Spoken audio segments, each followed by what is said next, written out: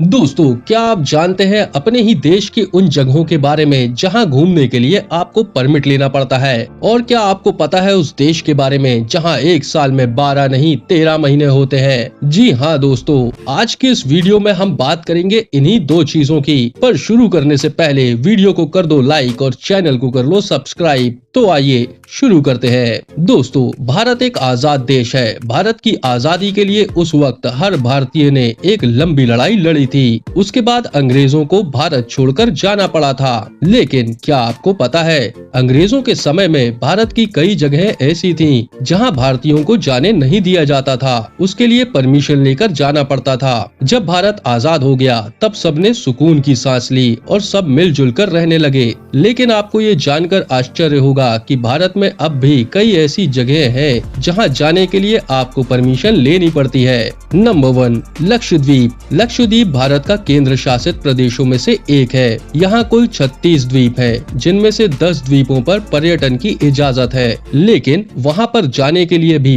Permit की जरूरत पड़ती है। आप ऐसे ही लक्षद्वीप की यात्रा पर नहीं निकल सकते। यहाँ जाने के लिए पहचान प्रमाण पत्र और पासपोर्ट साइज फोटो की जरूरत होती है और इस परमिट के लिए 50 रुपए चार्ज किया जाता है। नंबर 2, लद्दाख। लद्दाख जम्मू कश्मीर का काफी संवेदनशील एरिया है, क्योंकि ये भारत और पाकिस्तान की सीमा से लगा हुआ है और यहाँ की खूबसूरती पर्यटकों को आकर्षित करती है। इसलिए विजिटर्स यहाँ बड़ी संख्या में आते हैं। लद्दाख की यात्रा के लिए आपको इनर लाइन परमिट की जरूरत पड़ती है, जिसके लिए वैलिड नेशनल प्रमाण पत्र जो कि सेल्फ अटेस्टेड हो वो जरूरी होता है और ये परमिट एक ही दिन के लिए वैलिड होता है। नंबर 3, सिक्किम। सिक्किम भारत के पूर्वोत्तर राज्यों में आता है और इस राज्य का कुछ हिस्सा प्रोटेक्टेड कैटेगरी में आता है। इसलिए यहाँ जाने के लिए परमिशन की जरूरत होती है। यहाँ आने वालों को परमिशन टूरिज्म और एविएशन डिपार्टमेंट के द्वारा दी जाती है। ये परमिशन अगर चाहें तो आप बागडोगरा एयरपोर्ट के चेक पोस्ट से भी ले सकते हैं। नंबर 4, नागालैंड। नागालैंड अपने बॉर्डर को म्यांमार के साथ साझा करता है। यहाँ करीब 16 ट्राइब्स रहते हैं। इनकी अपनी अलग वेशभूषा, भाषा और परंपरा है। नागालैंड में भी यात्रा करने के लिए परमिट की जरूरत होती है। यहाँ का परमिट आपको कोहिमा, दीमापुर, नई दिल्ली, शिलोंग और कोलकाता से आसानी से मिल सकता है और अगर आप चाहें तो ऑनलाइन भी अप्लाई कर सकते हैं। नंबर 5, मिजोरम। मिजोरम भी भारत के पूर्वोत्तर राज्यों में से एक है। ये म्यांमार और बांग्लादेश के साथ इंटरनेशनल बॉर्डर शेयर करता है। इसलिए मिजोरम घूमने के लिए इनर लाइन परमिट की जरूरत होती है, जो कि आप लेईपुंग एयरपोर्ट से ले सकते हैं। इसके लिए 4 पासपोर्ट साइज फोटो और एक फोटो आईडी का होना जरूरी है। और दोस्तों, दुनिया भर में कई देश हैं और उनकी अपनी कुछ न कुछ खासियत भी है और इसी खासियत को जानने की इच्छा हर किसी के मन में होती है। किसी को उस देश का नेचर पसंद है तो किसी को वहाँ के इतिहास में इंटरेस्ट है, किसी को जंगल तो किसी को लग्जरी पसंद है। और इन जगहों पर घूमने के लिए लोग 12 महीनों में से किसी एक महीने को पसंद करते हैं। पर दोस्तों, आपको ये जानकर आश्चर्य होगा कि इस पृथ्वी में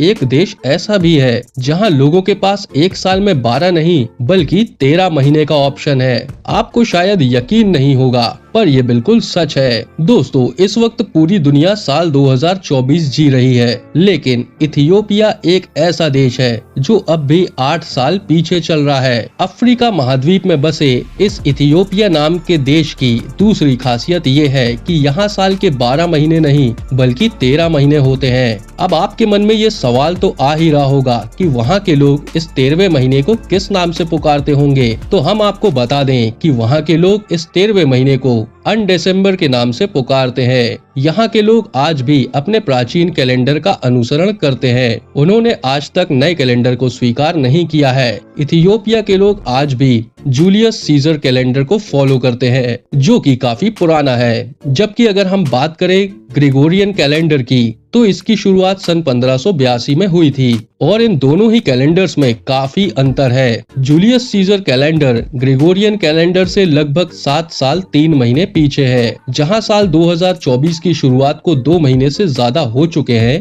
वहीं इथियोपिया में अभी साल 2017 ही खत्म नहीं हुआ और जहां पूरी दुनिया नए साल का स्वागत 1 जनवरी को करती है, वहीं इथियोपिया के लोग अपना नया साल 1 जनवरी की जगह 11 सितंबर को मनाते हैं। दरअसल जब पूरी दुनिया नए कैलेंडर को अपना रही थी, तो उस समय कई देश ऐसे भी थे जिन्हें नया कैलेंडर रास ही नहीं आया और उनमें से एक है इथियोपिया। यहाँ के लोग ऑर्थोडॉक्स चर्च पर गहरा विश्वास रखते हैं, जिसके अनुसार ईसा मसीह का जन्म 7 BC में हुआ था और इसके आधार पर कैलेंडर की गिनती शुरू हुई। वहीं अन्य देशों में ईसा मसीह के जन्म को लेकर अलग अलग मान्यताएं हैं, लेकिन अब समय के अनुसार इथियोपिया के लोग अपने कैलेंडर के साथ साथ नए कैलेंडर का भी अनुसरण करते हैं, ताकि यात्रा करने में और भी दूसरे कामों में कोई दिक्कत ना हो। तो दोस्तों, ये थी हमारी वीडियो। अगर आपको अच्छी लगी हो तो हमें कमेंट करके जरूर बताइए। मिलते हैं अगली वीडियो में, तब तक अपना और अपनों का ख्याल रखिए।